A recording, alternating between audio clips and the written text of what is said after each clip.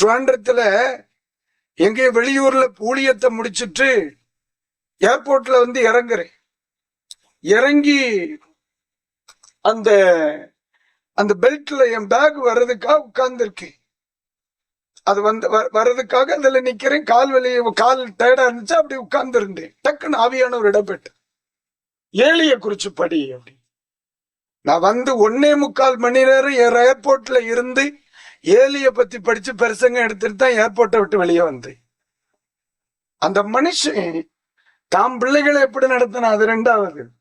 ஒரு தாய் அழுது அழுது பெற்றெடுத்த ஒரு பிள்ளைய கொண்டு அந்த ஏலிகிட்ட கொண்டு கொடுத்தான் பாரு. தாம் பிள்ளை அவன் எப்படி வளர்த்தனாலும் சரி, ஆனா சாமுவேல ஒரு தேவ மனுஷனா தான் வளர்த்தான். அல்லேலூயா. நான் சொல்றது சரிதான். என்ன ஏலியின் பிள்ளைகள் எப்படி இருந்தார்கள்?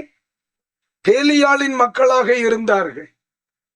ஆனா அந்த தாய் அந்த தேவ மனுஷனிடத்துல கொண்டு, ஐயா இவனை தெய்வத்துக்குன்னு கேட்டேன், இவனை தெய்வத்துக்குன்னு நீங்க என்ன செய்யணும், வளர்க்கணும்னு சொல்லி கையில கொடுத்துட்டு போயிட்டா, தன் கூப்பிடும் தொலைவிலேயே அந்த மனுஷன் அந்த பிள்ளைய படுக்க வச்சிருந்தான்.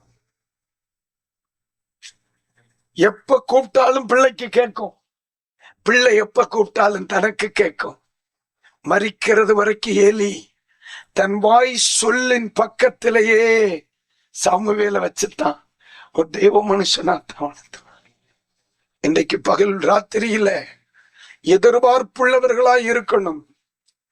வர எதற்கு என்று சொல்லுகிறேன். தெய்வம் உங்களுக்கு ஒரு தேவ மனிதனை தந்திருந்தால், அல்லேலூயா, தெய்வம் நமக்கு ஒரு தெய்வ மக்களை தந்திருந்தால், உங்களுக்கு சொல்றேன், தெய்வத்துக்குன்னு வளர்க்கணும்.